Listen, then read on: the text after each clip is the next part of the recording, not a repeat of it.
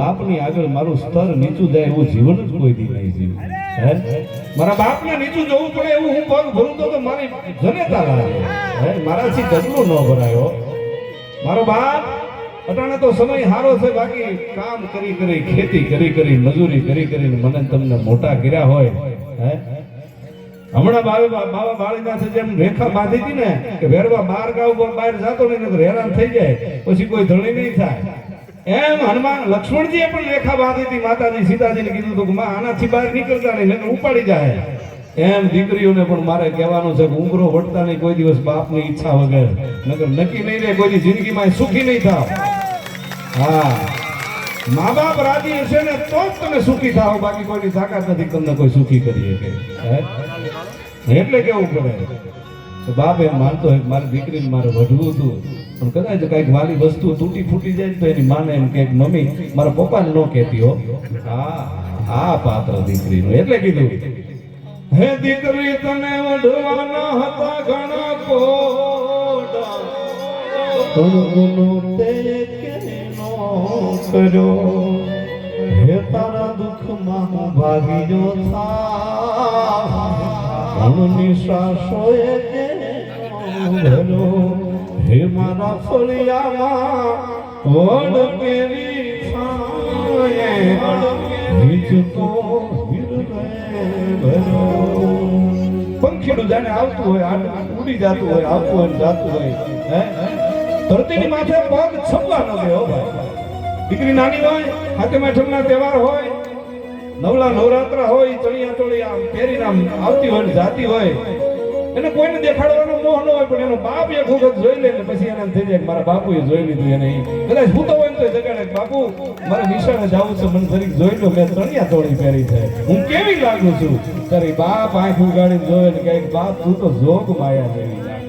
હે કાલ જે ઓલી નવ દુર્ગાયું તૈયાર થઈને જયારે આવીને તો મને એમ થયું કે આ સાક્ષાત કાંઈ ઘટે નહીં, આ દીકરીનું પાત્ર છે. એટલે કીધું હે દીકરી તારો બાપુ બાપુ કેરો હાદ મેં ખીચામાં ભરી રાખ્યો. એ દીકરી જ્યારે મોટી થાય અને સાસરે જાય, જે ધરતીની માથે પગ છપવા ન દેતી હોય, પંખીડું જાણે ઉડીને આવ્યું ને જીવું, ઉડીને આવ્યું ને ગયું. થોડાક દી કદાચ મામાને ઘરે ક્યાંક વેકેશનમાં વહી જાય તો ઘર ખાલી થઈ જાય. હે ખબર ન પડે કે આ ઘરમાં કોઈ રહે છે કે નહીં. એ દીકરી જ્યારે હારે વળવાનો સમય આવે ત્યારે ધરતીની માથે પગ એના ફેરાઈ જાય, થીજી જાય. અદ્ભુત પાત્ર દીકરીનું છે. સબતો નહીં જે દીપક ધરતી પર, હેજી પગ ના સીજી ગયો. અન ડુંગરા દેવડો એને ઉભરો લાગ્યો, માંડવી ઓળગ્યો. કાળજા કેરો કાટકો મારો આજ ગાંઠથી છૂટી ગયો. અન મમતા રૂવે જેમ વેરુમાં મારો વીરડો ફૂટી ગયો. કાળજા કેરો કાટકો મારો. જજાનની વિદાયના વાહનની હેઠે આમ વ્હીલ સિંચવામાં આવે. એ વ્હીલ નાળિયેર માથે નહીં પણ બાપના કાળજા માથેથી વયું જતું હોય એવો આઘાત લાગે છે બાપ. દીકરી તો દીકરી છે ભાઈ.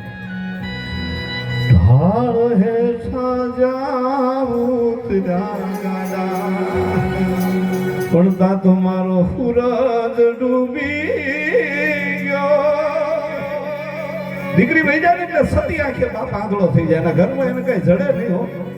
બાપ આખા ઘરનું ધ્યાન રાખતો હોય, મહેનત મજૂરી કરે, ગમે તેટલી મહેનત કરે, ધ્યાન રાખે, બધુંય કરે, પણ બાપનું જો ધ્યાન આખા ઘરમાં કોઈ રાખતું હોય તો દીકરી રાખે, બાકી દીકરી જેટલું ધ્યાન બાપનું કોઈ ન રાખે. એટલે બાપને આઘાત લાગે ને એમ કે ઢાળ હેઠા જાવું ગાડા, હણતા તો મારું સૂરજ ડૂબી ગયો.